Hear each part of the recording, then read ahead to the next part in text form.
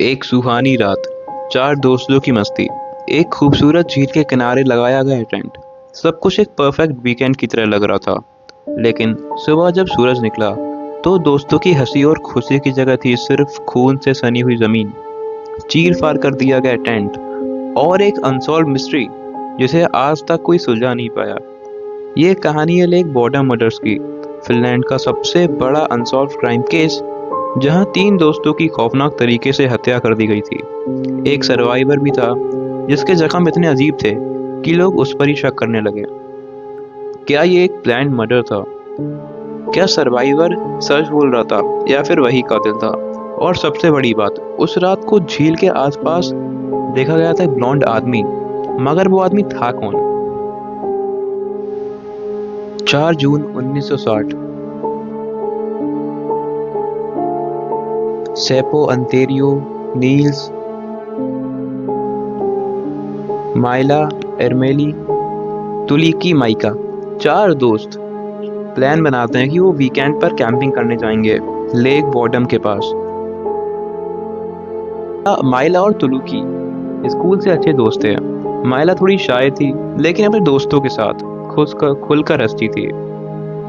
तुलिकी को बचपन से ही एडवेंचर पसंद थे, जैसे कि सारे एडवेंचर स्पोर्ट्स और बाकी सब। सेपो और नील्स बचपन से ही दोस्त थे और वो हमेशा मस्ती किया करते थे।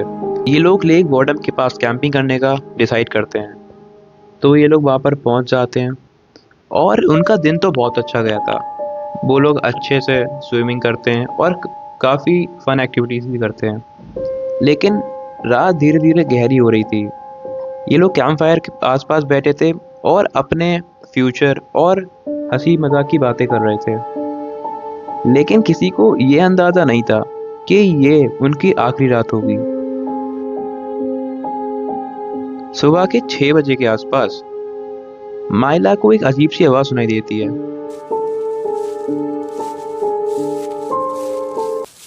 जैसे कि कोई उनके कैंप के पास आ रहा है। और जब तक वो कुछ कर पाती, वो आदमी उनके टेंट पर एक शार्प नाइफ और एक ब्लंट ऑब्जेक्ट से हमला कर देता है। वो हमला इतना खौफनाक था कि माइला, अंजा और सेपो की तुरंत मौत हो जाती है। सिर्फ एक सर्वाइवर बचता है, नील्स। उसे भी काफी चोट आई थी, उसका जॉ फ्रैक्चर हो गया था, लेकिन उसके जो जख्म थे वो बाकियों के जख्म के मुकाबले कुछ भी नहीं थे।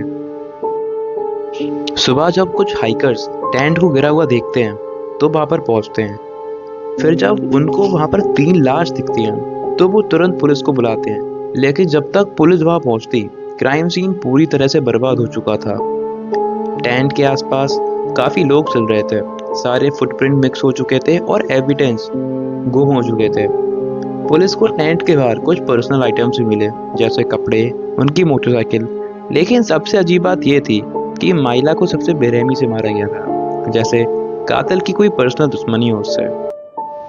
इस केस में मेन 3 सस्पेक्ट थे। हंस, जो कि एक जर्मन आदमी था, वो हॉस्पिटल में उस रात ब्लड स्टेन कपड़ों में पाया गया था। अफवाह ये है कि वो एक केजीबी स्पाई है, लेकिन पुलिस ने उसे पूछताछ करके उसको छोड़ दिया क्योंकि उसके खिलाफ कोई सॉलिड प्रूफ नहीं था। दूसरा सस्पेक्ट है हमारे केस में नील्स, जो कि सोलो सर्वाइवर था। 2004 में फोरेंसिक एविडेंस के चलते उसको अरेस्ट कर लिया गया।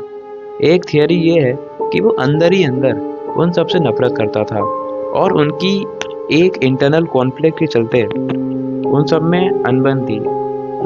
तो भाई आए क्यों थे, चलो फिर इसी के चलते उसने उनको मार दिया।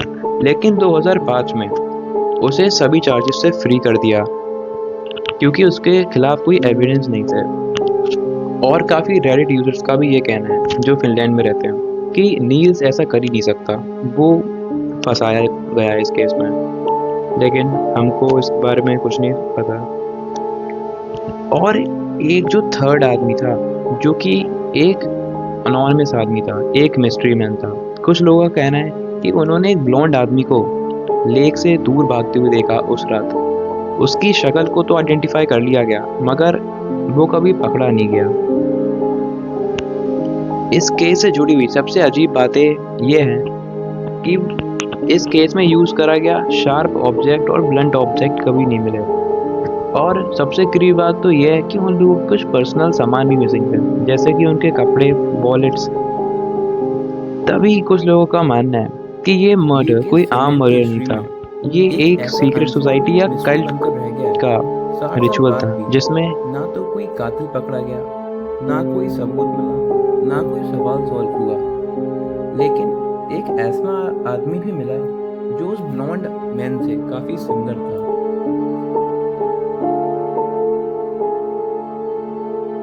कुछ लोगों का कहना है कि वो उन लोगों के फ्यूनरल पे भी देखा गया था, पर वो कभी पकड़ा नहीं गया।